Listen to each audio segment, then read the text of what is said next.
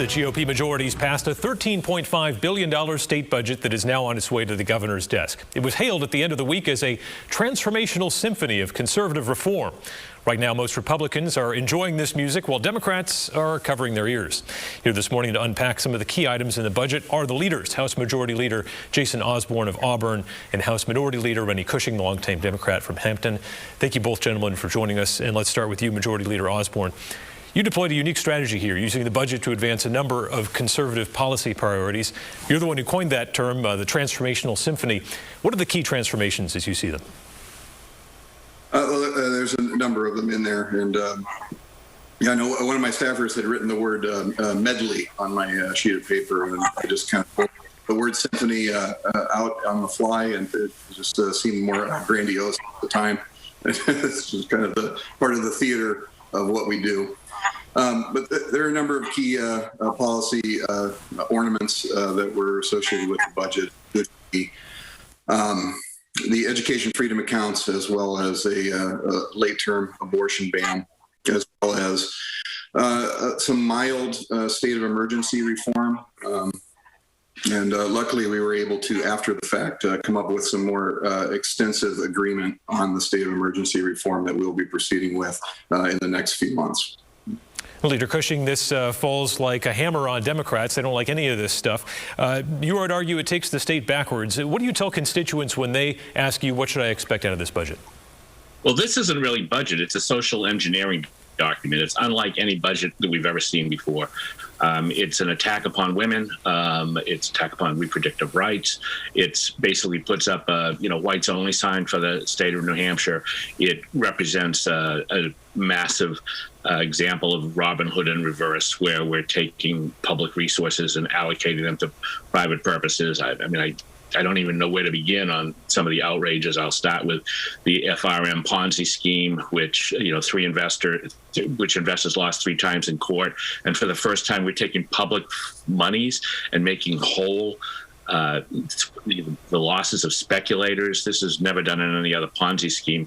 And the state of New Hampshire's never given a dime of general court funds to anybody who's been raped, sexually, assaulted, who's been a victim of drunk driving. It's a reverse priorities.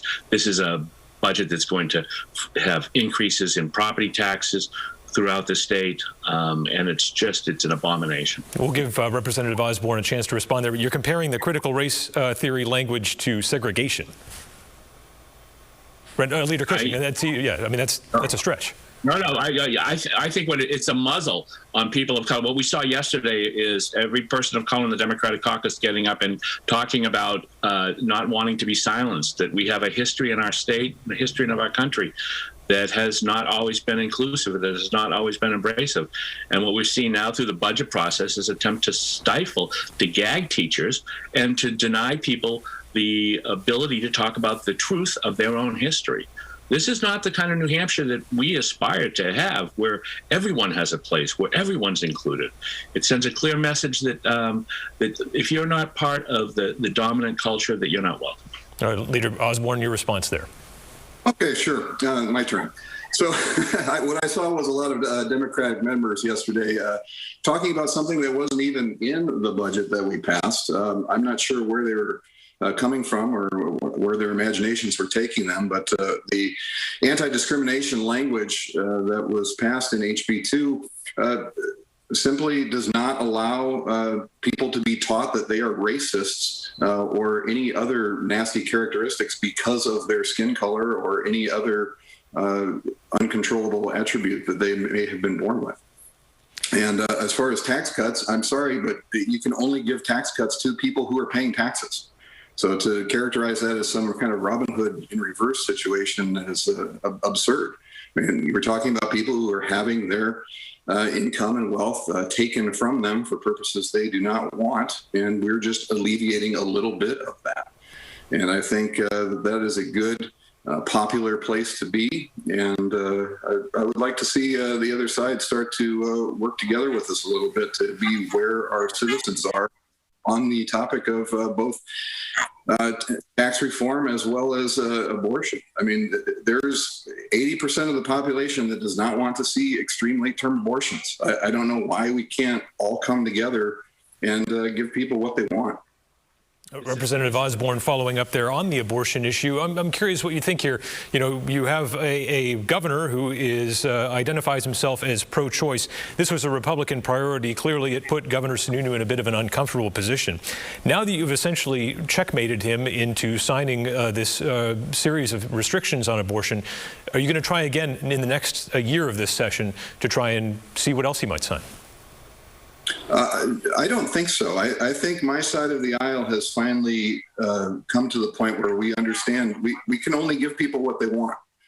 I know the advocacy groups out there can only fundraise off of extreme positions. And so taking this middle of the road approach is going to have us take fire from both sides. And at least on this issue today, I'm willing to do that. And as a lowly state rep, it's kind of easier to do.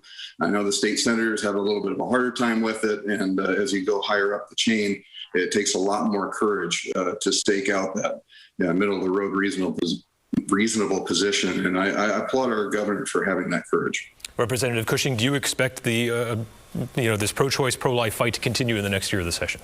Well, absolutely. And first of all, let's be clear: the governor is multiple choice when it comes on reproductive health issues.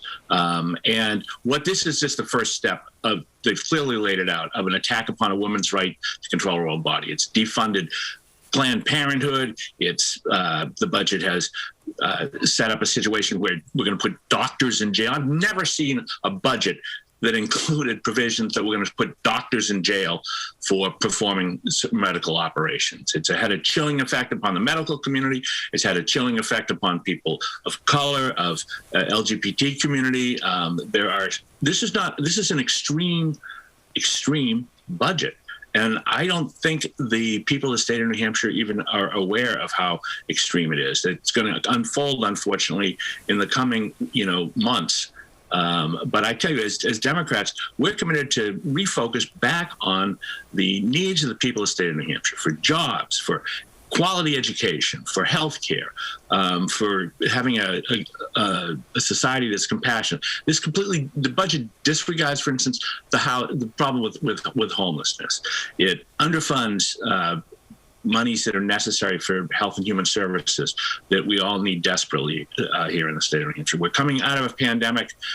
That's the good news. But what we have to do is we have to build for the future, and we have to repair some of the underlying damage that has taken place during the course of the pandemic that we haven't even begun to address. I want to delve into an issue here that I feel like has flown under the radar with all of these other big topics, but in and of itself, it's a big one too. That's the education savings accounts, Representative Osborne, that you brought up. I want to talk about the price tag a little bit. Some say it's on the low end. Others were arguing yesterday it's going to be $70 million. Even if it's that much, Representative Osborne, is it worth it in the end? Yeah, I think there's different perspectives on this. I have analysis from the Department of Education that even if we were to go all the way with the education freedom accounts, that over the course of just a short period of time, that it would save taxpayers a lot of money. The numbers escape me right now. But what we've taken at the end of the day is a very again, just initial approach to this program, where it's only for the very neediest of families, and we can see how it works. So if the other side is correct that the sky will fall, then we'll be able to just back off of it and go back to taking another approach. But if it's successful, then we can continue to expand it and allow more families to participate. And it'll be a great thing for the state of New Hampshire. Either way it goes, by taking this sensible, incremental approach. Representative Cushing, it feels like there's been a stalemate ever since the Claremont lawsuits. This is going to go forward. Could this be what breaks the dam eventually to change how education works in New Hampshire? No, this is an attack on public education. I'm from Hampton, where the first public school was established in the state of New Hampshire, so I care passionately about this. What this is an attempt to shift funds, public dollars, away from the public schools and into the private sector. The price tag is $70 million. I think Jason knows that. That's really clear. And instead of focusing on providing a quality education and helping out some of the more fiscally challenged school districts, this just simply ignores the problem. And I agree. I think we have to make sure that every person, every student in the state of New Hampshire has access to quality education, irrespective of what their zip code is.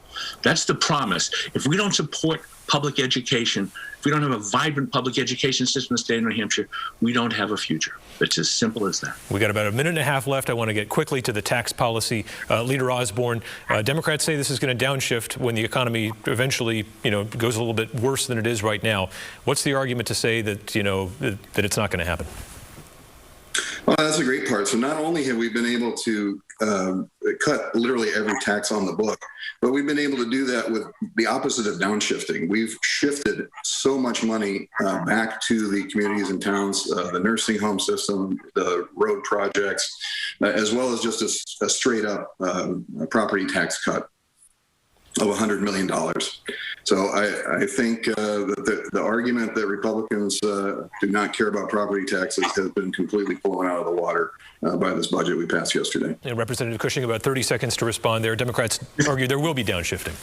There is absolutely going to be downshifting. We see it all the time. That's the oldest shell game that they play in Concord. This fails to even meet the state's obligations to fund, for instance, water pollution control projects that are out there that are left hanging. It fails to provide for, Medicaid medical dental plan for people who desperately need it. It fails to provide the amount of direct kind of aid that our cities and towns have desperately been waiting for. It does nothing to reinstate the state's obligation that it assumed to help cities and towns with the retirement cost of teachers and firefighters and other public safety officials. This is a budget that has failed the people of the state of New Hampshire. All right, House Minority Leader Rennie Cushing and House Majority Leader Jason Osborne, thanks for a lively discussion today. We appreciate your time.